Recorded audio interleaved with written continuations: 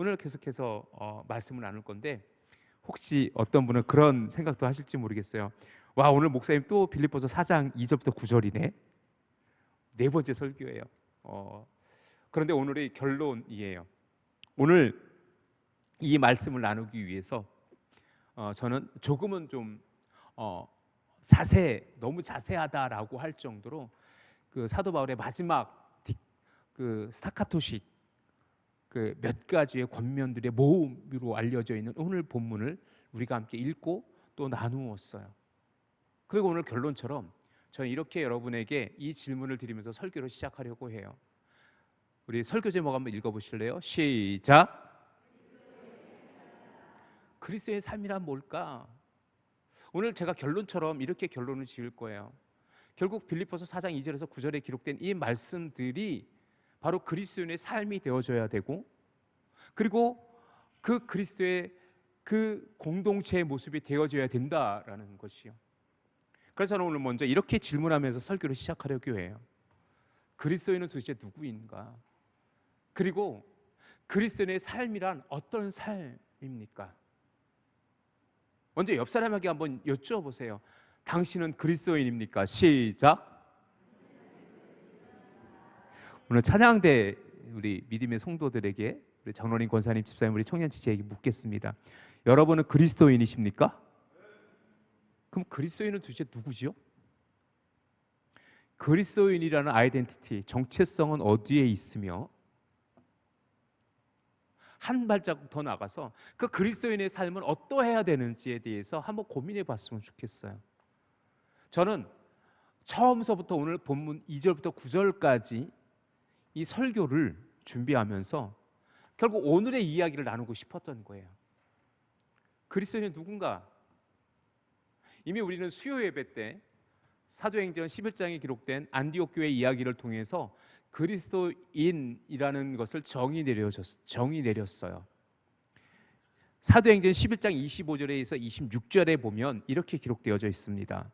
바나바가 사울을 찾으러 다소에 가서 만남에, 우리 같이 만남에 시작.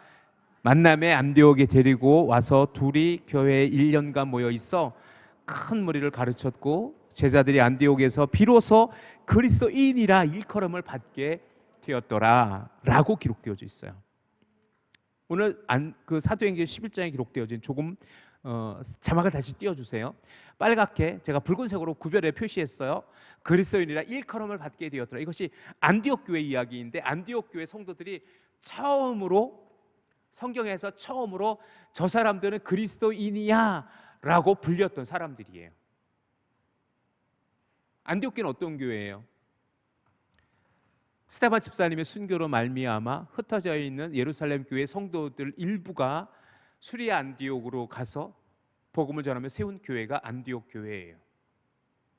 그런데 그 안디옥의 이방인들이 그 안디옥 교회 성도들을 보면서 그리스도인이야 라고 부르기 시작했어요. 그래서 우리는 그리스도인이라는 호칭을 그대로 지금도 사용하고 있는 거예요. 그러면 그리스도인이라는 것은 도대체 누굴까?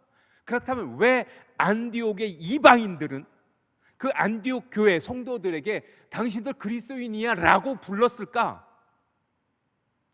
거기서부터 우리는 우리의 정체성을 찾아갈 수 있어요. 먼저 그 그리스도인이라는 뜻을 아주 정확하게 우리는 좀 알아야 될 필요가 있죠.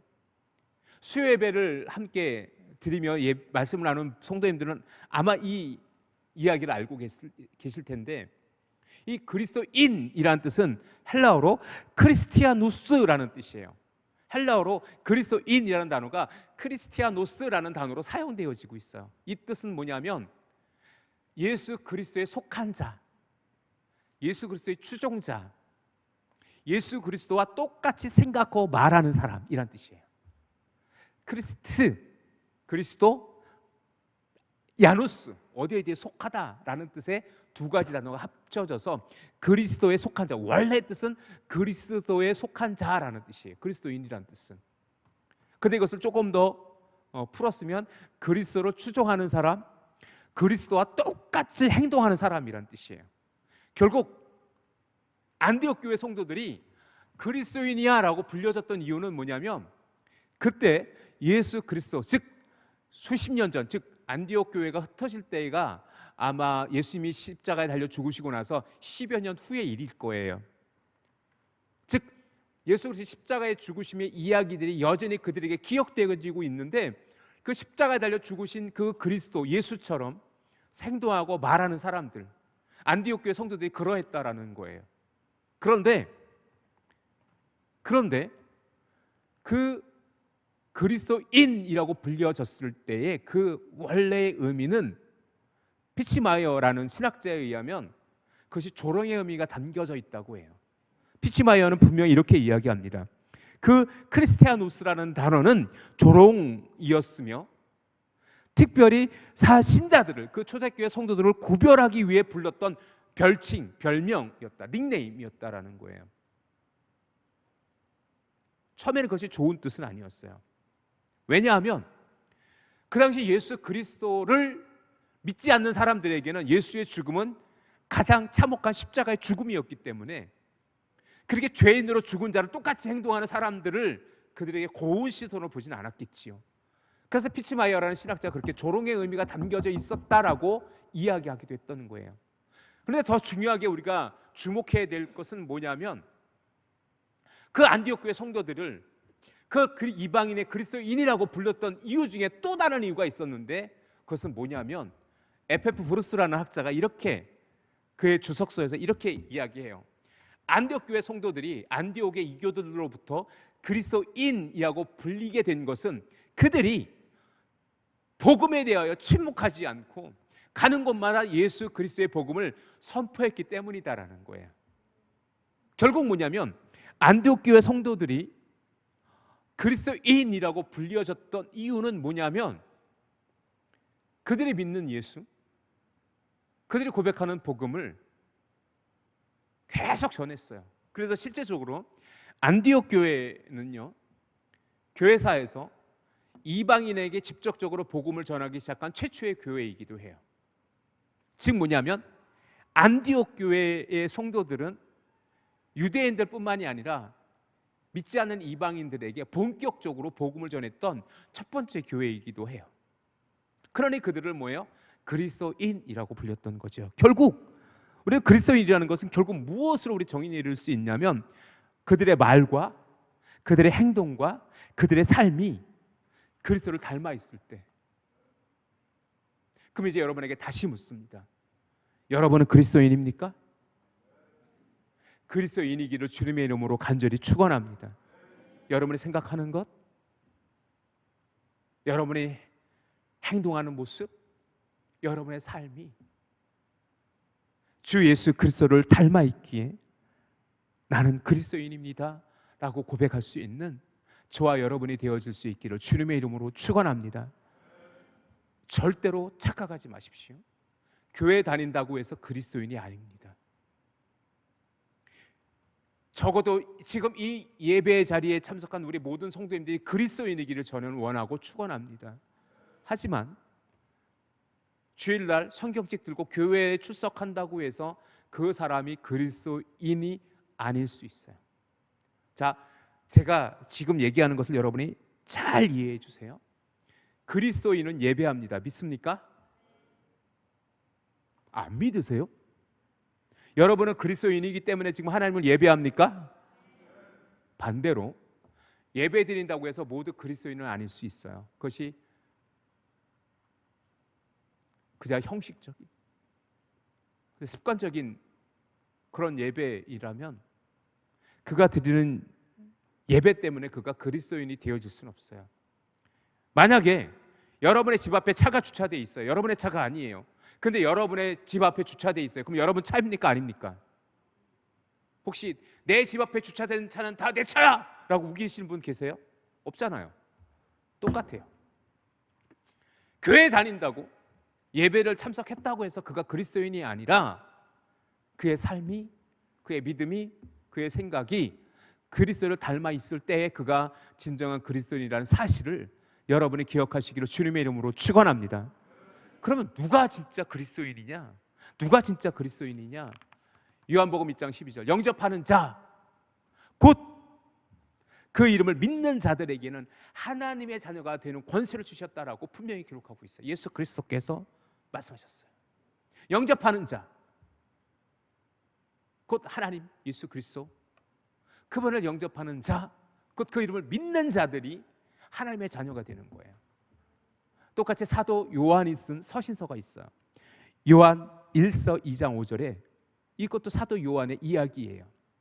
사도 요한이 기록한 말씀이에요. 누구든지, 시작, 누구든지 그의 말씀을 지키는 자는 하나님의 사랑이 참으로 그 속에서 온전하게 되었나니 이로써 우리가 그의 안에 있는 줄을 아노라 라고 기록되어 있어요. 자, 오늘 본문 말씀 잘 보세요. 누구든지 그의 말씀을 뭐하는 자? 지키는 자.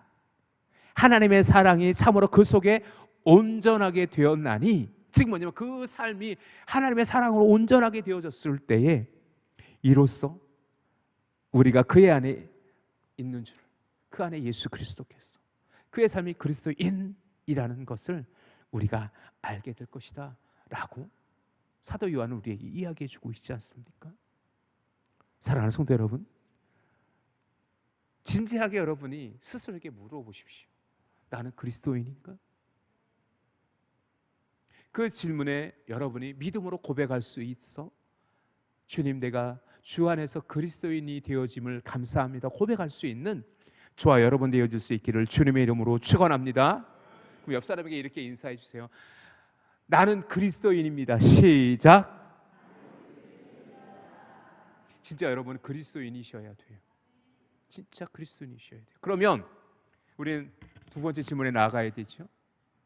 그리스도인의 삶은 어떠해야 됩니까? 그리스도인의 삶은 어떠해야 돼요? 그 답을 저는 오늘 우리가 읽은, 그리고 지난 6월 마지막 주부터 함께 나누고 있는 이 빌립보서 4장 2절에서 9절의 말씀에서 찾고 싶은 거예요. 주 안에서 하나 되는 공동체, 이것이 믿는 자들의 공동체가 되어줘야 돼요. 서로 관용하고 서로 기뻐할 수 있는 그런 삶, 모든 삶을 주님께 내어 맡기고 기도와 간구로 하나님께 아뢰므로 말미암아 그 하나님의 평강이 우리 가운데 허락되어지고 그것을 지켜가는 삶, 그런 삶이 저와 여러분에게 허락되어지기를 주님의 이름으로 축원합니다. 그리고 제가 정말 오늘 주목하고 싶은 말씀이 이제 본론으로 들어가는 건데 8절 말씀이에요. 8절 말씀은 8가지의 덕목들이 나열되어져 있어요. 이 8가지 덕목들로 인해서 그리스도의 삶이 어떠해야 되는지 이 시간 또 한번 살펴보길 원합니다. 8절 말씀 우리 천천히 같이 한번 읽어봅시다. 시작. 끝으로 형제들아, 무엇에든지 참되며 무엇에든지 경건하며 무엇에든지 옳으며 무엇에든지 정결하며 무엇에든지 사랑받을 만하며 무엇에든지 칭찬받을 만하며 무슨 덕이 있든지 무슨 기름이 있든지 이것들을 생각하라. 이것들을 너희의 마음에 품어라, 이런 뜻이에요. 그래서 형제들아 라고 이 8절이 시작되어져요. 아델포이, 형제들아, 나의 사랑하는 자들아. 사도 바울이 굉장히 자주 사용하는 칭호 중에 하나가 형제들아라는 단어예요. 아델포이라는 단어인데 이 형제들아라는 것은 굉장한 친근감의 표현이고 특별히 아주 중요한 것을 당부할 때에 사도 바울이 종종 그들을 불러요. 형제들아라고. 즉 뭐냐면 8절에 끝으로 이제 내가 너희의 권면을 마무리하고 할 건데 너희에게 주고 싶은 나의 이야기를 너희에게 이제는 마무리하고 싶은데 끝으로 정말로 나의 사랑하는 형제들아, 너희가 이렇게 살았으면 좋겠어. 무엇이든지 참되면 좋겠어. 첫 번째, 참되다. 참되다. 참되다라는 단어는요, 알레데스라는 단어가 쓰여요. 알레데스라는 단어가 쓰이는데 말 그대로 진실함이에요. 거짓 없음이에요. 참, 우리가 너무나도 잘 알고 있는 이야기이지만 참 지켜가기 어려운, 거짓되지 않고 진실함으로. 여러분 그거 기억하십시오. 하나님 안에서 우리는 거짓될 수 없어요. 여러분 그거 아십니까? 우리는 하나님 앞에서 거짓될 수 없어요. 사람 앞에서는 우리가 우리의 것을 포커페이스, 우리의 표정을 감출 수도 있고 우리의 진실을 감출 수도 있어요. 하지만 여러분, 이 하나님 앞에서는 우리가 거짓될 수 없어요. 왜? 하나님 우리의 심령을 감찰하시는 분이기 때문에 그래요. 그래서 사도 바울이 첫 번째 그리스도인의 삶의 덕목으로 첫 번째 사도 바울이 얘기해 주고 있는 게 참되라라는 거예요. 거짓되지 말아라. 진실해라. 너의 이웃들에게, 너의 형제들에게, 너희가 만나는 모든 이들에게 거짓되지 말아라. 속이지 말아라. 이것이 사도 바울이 오늘 우리에게 주는 첫 번째 덕목이면서 이것은 뭐냐면 하나님의 말씀 안에서 발견되는 성도들의 모습이기도 해요. 에베소서에서, 요한복음 17장 17절에서 그들이 참되기를 위해서 기도했어요. 너희가 참될 것을 예수 그리스도께서도 강조하고 또 강조하셨어요. 자, 우리가 기억해야 될 것은 뭐냐면 우리는 절대로 우리의 삶에서 거짓된 삶을 살아가면 안 돼요. 진실되어야 돼요. 이것은 두말할 나위 없이 너무나도 중요한 그리스도인의 덕목이며 하나님의 속성이기도 하고 우리가 닮아가야 될 그리스도의 모습이기도 해요. 두 번째는 뭐냐면 경건하다라는 거예요. 무엇이든지 경건하며 라는 거. 어떤 상황에서든지 경건해라라는 건데 이 경건하다라는 단어가 쉽게 이해되어지는 단어는 아니에요. 이 샘노스라는 단어가 이 경건하다라는 단어인데 이 경건하다라고 하는 것은 우리가 하나님 앞에서 하나님을 이야기할 때 그 하나님의 경건함, 거룩함을 이야기하고요. 우리 사람들에게 이 샘노스라는 단어를 쓸 때는 뭐냐면 위엄 있다, 존경받을 만하다라는 뜻이에요. 즉 뭐냐면 다른 이들에게 우리가 존경받는 삶을 살아갈 수 있어야 된다라는 거예요. 우리가 누군가에게 위엄 있는 모습으로 설 수 있어야 된다라는 거예요. 이 경건하다라는 뜻은 뭐냐면 종교적인 거룩을 이야기하는 게 절대로 아니에요. 성경책 가슴에 꼈다고 해서 경건한 거 절대로 아니에요. 우리의 삶이 누군가에게 존경받을 만해야 되고 누군가에게 우리의 삶의 행동들이 우리의 말 한마디가 무겁게 다가갈 수 있어야 돼요. 그래서 다른 성경에서는 고상하다 혹은 위엄 있다라는 표현으로 번역되어지기도 해요. 영어 성경에서는 이 단어를 noble 이라는 단어로 쓰기도 해요. 고귀하다라는 뜻이에요. 즉 뭐냐면 우리가 무슨 상황에서든지 주 안에서 고귀해질 수 있고 존귀해질 수 있어요. 이것을 오늘 우리 성경에는 경건하다라는 표현을 쓰고 있어요. 즉 어떤 상황에서도 우리가 주 안에서 존귀케 되어지는 사람이라는 것을 결코 잊어서는 안 돼요. 그것은 거짓됨과 연결되어지는데 우리가 거짓된 삶을 살면 우리는 그 누구에게도 존경받을 수 없고 그 누구 앞에서 존중받을 수 없어요. 마찬가지예요. 우리의 삶이 정말로 주님 안에서 그리스도인다운 삶이라는 것은 뭐냐면 모든 이들에게 존중받는 삶이어야 돼요. 그렇게 살아가라고 이야기해 주고 있는 것입니다. 그리고 무엇에든지 오르며 라는 것은 디카이오스라는 단어가 쓰여요. 이 옳다라는 것은 뭐냐면 공정하다라는 게 옳고 틀림의 이야기가 아니라 공정하다. 누군가를 차별하지 않고 누군가를 똑같이 주의 사랑으로 대하는 것. 이것이 옳음이에요. 디카이오스예요. 진리의 말씀이 우리를 정결케 하고요. 그 진리의 말씀으로 인하여 우리는 거룩해 되어지는데 그 진리의 말씀이 옳아요. 그것을 우리가 삶에서 살아갈 때에는 뭐예요? 공정하게 살아가는 거예요. 옳게 살아가는 거예요. 말씀대로 살아가는 거예요. 이것이 옳음이에요. 또한 정결하며 무엇에든지 정결하며 이 네 번째 이 덕목은요 하그노스라는 건데 순결한, 말 그대로 정결한 거예요. 순결한, 온전하고 완전히 깨끗함이에요. 우리 교단 이름이 기독교에 대한 성결교회이죠. 홀리라는 단어를 써요.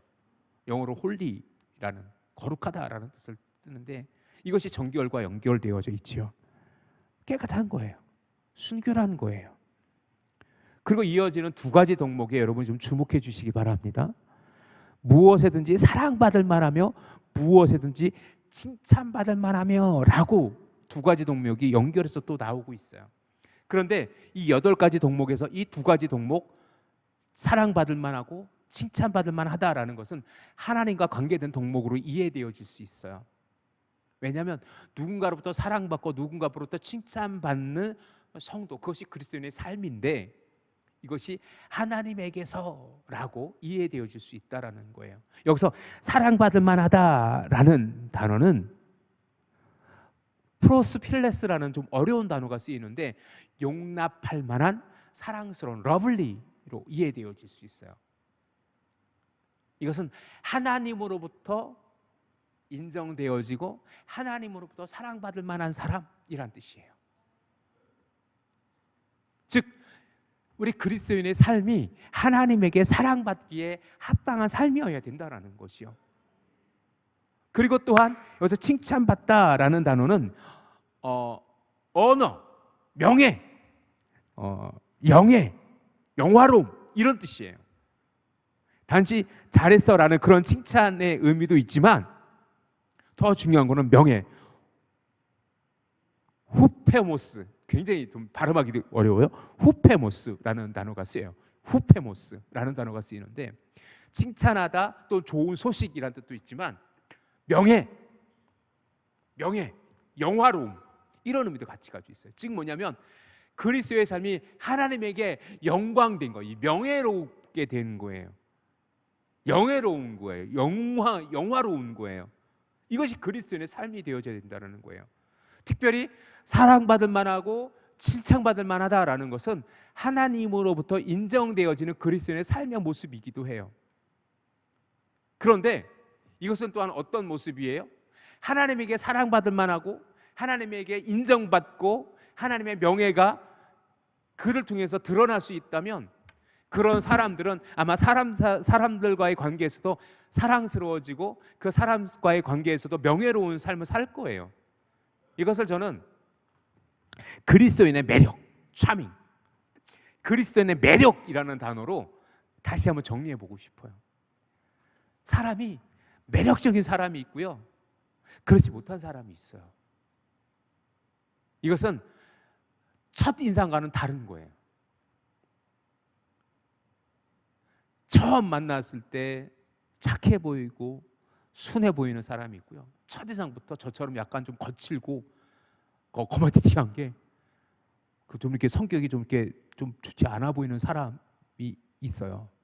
그런데 조금 한 번, 두 번 만나고 관계 맺고 이렇게 살다 보면 의외로 의외의 모습이 보일 때가 되게 많아요. 귀엽고 사랑스럽고 러블리하고 처음에는 사또독같이 생겼는데 사랑스럽고 귀엽고 그런 것이 차명이에요. 매력적인 거예요. 우리 그리스도인의 삶이 누군가에게 매력이 있어야 돼요. 만나면 더 친구 같고 사귀면 사귈수록 그 속에 진실함이 있고 그런 사람이 사랑스러운 사람이고 그런 사람이 바로 칭찬받을 만한 사람이에요. 그런 사람이 우리 모든 전입교회 성도님들 되어질 수 있기를 주님의 이름으로 축원합니다. 그리고 이어지는 게 무슨 덕이 있든지 무슨 기름이 있든지 너희는 이것들을 생각해라. 여기서 덕이라는 단어는 말 그대로 우리가 덕스러움으로 이해되어질 수 있는 단어예요. 아레테라는 단어인데 이건 좀 제가 좀 길게 설명해 놨어요. 우리 같이 한번 읽어봅시다. 타인의 시작. 타인에 대한 후덕함과 관대함으로 말미암아 사람들에게 인정받는 성품이에요. 후덕한 거예요. 후덕한 거. 옛날에 쌀집 가면 쌀을 대박으로 재잖아요. 대박으로 될 때도 있고 말로 될 때가 있고, 말로 될 때 어떻게 해요? 인색하게 하면 안 되잖아요. 어떻게 해야 돼요? 성경에도 이런 표현 있죠. 두드리고 눌러서 그 말질하는 분들이 인심이 좋으면 어떻게 해요? 인심이 좋으면 탕탕 쳐요. 아시죠? 말질할 때 탕탕 쳐요. 그리고 뭐예요? 수북이 쌓인 거를 깎지 않고 그냥 안 돼, 한 마리요라고 벗버려요. 근데 인색하고 야박한 사람은 어떻게 해요? 쌀을 말에다가 확 붓고 착 짜서 한 마리요 이래요. 그러면요 많게는 2대까지 차이 나는 거 아세요? 2대에서 많게는 3대까지 차이 나요. 탕탕 누르고 탕탕 쳐서 넉넉하게 베푸는, 이게 덕스러움으로 이해되어질 수 있어요. 그런 덕스러움이 저와 여러분에게 허락되어지기를 주님의 이름으로 축원합니다. 교회가 그래야 되고요, 우리 성도들이 그래야 돼요. 그리고 그래서 기름이 있다라는 단어가 엄밀히 말해서 칭찬하다라는 뜻도 있어요. 칭송하다라는 뜻이에요. 이 기림이라는 단어는 에파이노스라는 단어가 쓰이는데 이런 뜻이에요.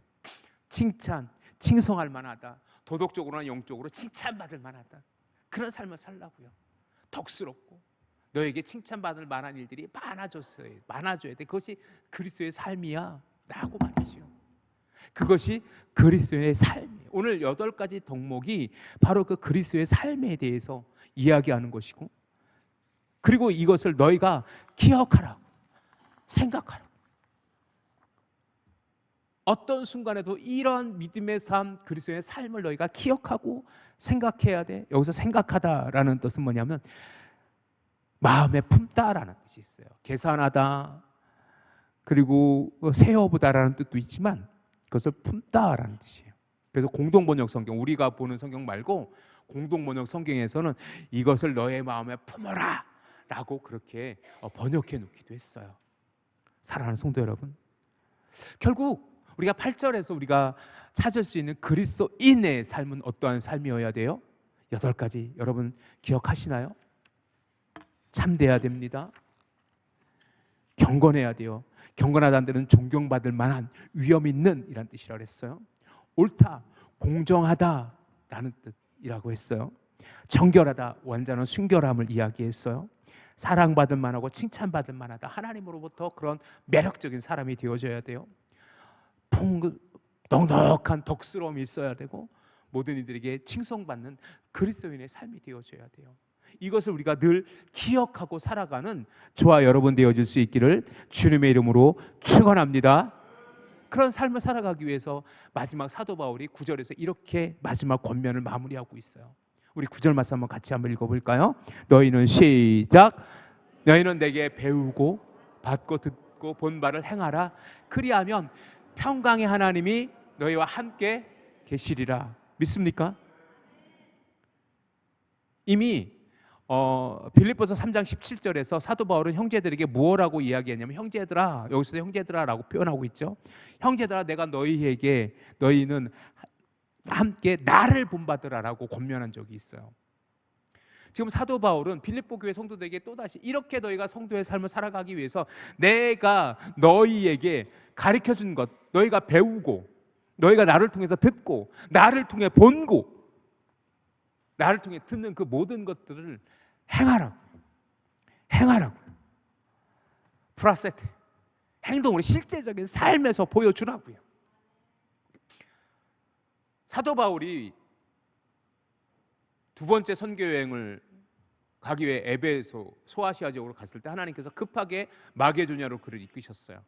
그리고 마게도냐 서성에 가서 만났던 곳이 그 강가에서 만난 루디아였고, 거기서부터 빌립보 교회는 시작되어졌고 그것에서 복음을 전했고, 그리고 계속해서 사도 바울은 빌립보 교회와 관계를 맺고 있었어요. 끊임없이 그들을 교훈하고 있어요. 지금 이 로마 감옥에서도 이 빌립보서를 통해서 지금 사도 바울은 그 빌립보 교회 성도들을 교훈하고 있잖아요. 이처럼 내가 너희에게 가르쳐준 대로, 너희가 내게 배운 대로, 너희가 나를 통해 듣는 대로, 너희가 나를 본 것대로 행하라고요. 사랑하는 성도 여러분, 사도 바울이 이렇게 권면하듯이 지금 여러분은 말씀을 통해서, 그리고 부족한 종을 통해서 선포되어지는 말씀들을 기억하고 여러분의 삶에서 그렇게 살아갈 수 있는 저와 여러분이 되어질 수 있기를 주님의 이름으로 축원합니다. 제가 설교할 때 늘 말씀 갖고 설교해요. 혹시 제가 불경 갖고 다란이경 갖고 코란 갖고 사사삼경 가지고 설교한 적 있어요? 없잖아요. 저는 늘 성경의 말씀을 여러분한테 나누고 그 의미들을 여러분에게 가르쳐주고 함께 나누고 있어요. 왜요? 이유는 뭐예요? 여러분 성경 지식이 많아지면 좋아요. 지난번에 5월 달에 우리가 5월 달, 6월 달 8주 동안 구약 파노라마를 통해서 구약을 한번 쫙 우리가 함께 나누기도 했었는데 왜 해요 제가? 무엇 때문에 이렇게 말씀을 여러분하고 나누고 있습니까? 여러분은 지금 무엇 때문에 지금 이 설교를 듣고 있습니까? 여러분 성경 지식이 많아져서 뭐 할 건데요? 나중에 우리가 성경 퀴즈 대회 할 때 골든벨 울리려고요? 그것도 좋은 생각이지만 뭐예요? 행해야지. 말씀대로 행해야지. 행하지 않으면 아무런 의미가 없어요. 아무런 의미가 없잖아요. 성경 지식 갖고 세상에서 먹거리로 삼을 수 있어요? 성경 지식을 많이 알아가지고 세상에서 강의하면서 살아갈 수 있어요? 그럴 수 없잖아요. 그런 도구로 활용되어져서도 안 되잖아요. 결국 우리가 말씀을 배우고 말씀을 듣고 말씀을 우리가 연구해야 될 이유는 그렇게 살아가기 위해서예요. 사도 바울이 그 얘기하는 거예요. 내게 배우고 받고 듣고 본 바를 행해라. 그러면 하나님께서 어떻게 축복하시는데 평강의 하나님이 너희와 함께 계시리라. 평강의 하나님이 여러분과 함께 계실 겁니다 라고 강조하고 있어요. 계시다라는 것은 에스타이라는 단어가 쓰이는데 끊임없이 끝까지 계시다라는 의미를 가지고 있어요. 미완료 시제예요. 미완료 시제라는 건 뭐냐면 아직까지 끝이 안 난 거야. 계속 이어지는 진행형이에요. 계속 계실 거야. 어떤 하나님이? 평강의 하나님이. 그 평강의 하나님의 은혜가 저와 여러분에게 허락되어지길 주님의 이름으로 축원합니다. 자, 7절 한번 가보세요. 7절. 이 평강이라는 단어가 굉장히 중요해요. 7절 한번 가보세요. 7절 우리 다시 한번 읽어봅시다. 시작. 그리하면 모든 지각에 뛰어난 하나님의 평강이 그래서 예수 안에서 너희의 마음과 생각을 지키시리라 라고 했어요. 이때 7절을 말씀드릴 때 여러분에게 제가 무엇을 말씀드렸냐면 이 평강의 하나님, 이 하나님의 평강, 하나님의 평강에 대해서 무엇이라고 설명했냐면 하나님의 평강은 구원받는 자의 누리를 은혜라고 했어요. 천국의 모습이에요. 에이레네 혹은 샬롬이라고 얘기하는 완벽함이에요. 그것은 하나님의 구원의 은혜와 연결되어져 있어요. 그런데 이번에는 9절에서는 그 하나님의 평강이 아니라 평강의 하나님이 그 하나님의 그 평강을 통해서 이루신 구원의 능력을 이루신 그 평강의 하나님, 구원의 하나님이 여러분과 함께 계실 겁니다 라고 이야기해 주고 있는 거예요. 이 평강이요 결국 뭐냐면 하나님이 우리에게 주시는 최고의 은혜예요. 이 평강이라는 개념은 구원과도 연관되어져 있어요. 자, 예수 그리스도께서 3일 만에 십자가에 달려 죽으시고 부활하시고 제자들에게 처음 나타나셨을 때가 언제면 요한복음 20장일 때예요. 그때 제자들에게 나타나셔서 제자들에게 하신 첫 번째 말씀이 뭐였어요? 너희에게 무엇이 있으라? 너희에게 무엇이 있으라? 평강이 있으라. 그 평강이에요.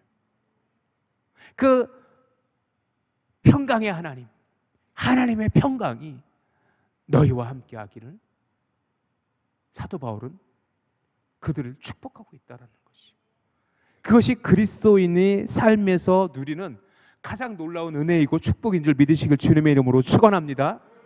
결국 우리는 이렇게 설교를 결론 맺을 수 있어요. 결국 그리스도인은 누구입니까? 그리스도를 닮은 사람, 그리스도를 쫓는 자, 그리스도와 같이 행동하고 말하고 살아가는 사람. 그래서 제가 몇 차례 여러분에게 말씀드렸듯이 여러분은 그래서 끊임없이 그리스도인이라면 끊임없이 여러분이 질문해야 될 질문이 하나 있어요. 뭡니까? 예수님이라면 어떻게 하셨을까? 여러분의 삶에서 끊임없이 질문하는 질문이 되어지기를 주님의 이름으로 축원합니다. 한번 따라해 보실래요? 예수님이라면 어떻게 하셨을까? 그것을 머리에 두고 사는 사람이 그리스도인이에요. 아주 쉽게 얘기하면 그런 그리스도인은요 참되며 경건하며 오르며 정결하며 사랑받을 만하고 칭찬받을 만하고 덕스럽고 기름이 있어요. 그런 자에게 하나님께서 평강의 하나님께서 함께 하신다고 약속하셨어요. 그런 은혜를 누려가는 우리 전익교회 모든 성도님들 되어지기를 주님의 이름으로 축원합니다. 그러니 우리는 뭐라고 선포할 수 있어요? 나는 그리스도인입니다. 우리 선포할까요? 나는 그리스도인입니다. 아멘. 기도합시다.